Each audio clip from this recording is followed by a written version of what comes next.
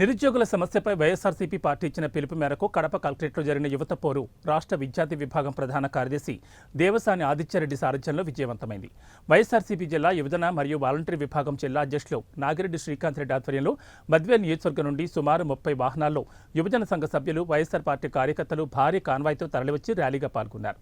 ఈ సందర్భంగా విద్యార్థి విభాగం జిల్లా అధ్యక్షులు నాగిరెడ్డి శ్రీకాంత్ రెడ్డి మాట్లాడుతూ యువత జీవితాలు నిర్వీర్యమయ్యాయని, విద్య ఉపాధి విషయాల్లో ప్రభుత్వం పూర్తిగా విఫలమైందని, వైసీపీ ప్రభుత్వం నిరుద్యోగుల కోసం వాలంటరీ వ్యవస్థను తీసుకొస్తే ఈ ప్రభుత్వం వాలంటరీ వ్యవస్థను రద్దు చేసి యువతను నిరుద్యోగులుగా మారుస్తుందని అన్నారు.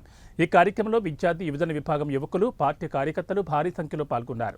కాంగ్రెస్ పార్టీ అధినేత మాజీ ముఖ్యమంత్రి వర్యులు శ్రీ వైఎస్ జగన్మోహన్ రెడ్డి గారి పిలుపు మేరకు యువత పోరు అనే కార్యక్రమాన్ని ప్రతి జిల్లా హెడ్ క్వార్టర్స్లో రాష్ట్రమంతటా తండోపతండాలుగా యువత తరలి వచ్చి స్వతంత్రంగా యువతే స్వతంత్రంగా వచ్చి ఈ కార్యక్రమాన్ని జయప్రదం చేస్తున్నారు. అదేవిధంగా ప్రతి జిల్లా హెడ్ క్వార్టర్స్లో ర్యాలీగా వెళ్ళి ధర్నా చేసి కలెక్టర్ గారికి నిరుద్యోగులకు ఎన్నో మాయమాటలు చెప్పిన కూటమి ప్రభుత్వాన్ని మెడలు వంచే విధంగా మేమందరము యువత కలెక్టర్ గారికి వినతి పత్రం ఇచ్చి రాష్ట్రమంతా తండోపతండాలుగా ఈ యొక్క ధర్నా కార్యక్రమాన్ని విజయవంతం చేస్తున్నామని కోరుకుంటున్నాము.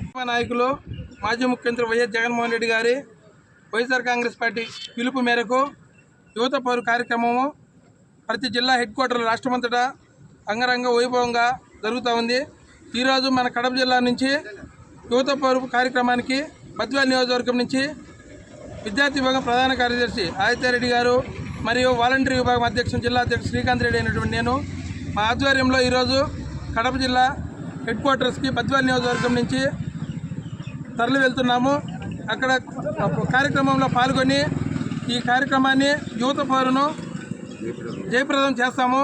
అలాగే యువతకు ముఖ్యంగా ఉద్యోగాలు 20 లక్షల ఉద్యోగాలు కల్పిస్తామని చెప్పినటువంటి చంద్రబాబు నాయుడు గారు సంవత్సరం గడిచిపోయినా కూడా 4 లక్షల ఉద్యోగాలు ఇవ్వకపోవడమే కాకుండా ఉన్న ఉద్యోగాలను కూడా తీసేసి ఎండిఎఫ్ ఉద్యోగస్తులు కానీ ఉన్న వాలంటీర్లను 2,60,000 మంది వాలంటీర్లను కానీ ఇంకా మద్యం సంబంధించినటువంటి దుకాణాల్లో వాళ్ళకు సూపర్వైజర్గా ఉన్నటువంటి ఉద్యోగాలు కూడా తొలగించడం జరిగింది. ఉద్యోగ కల్పన చేస్తున్నటువంటి చంద్రబాబు నాయుడు గారు ఉద్యోగాలను యువతను విస్మరిస్తూ నిరుద్యోగ వృత్తి కూడా ఇవ్వకుండా వాళ్ళను ఆయన ధోరణి మార్చుకోకుండా మళ్ళీ అదే మోసం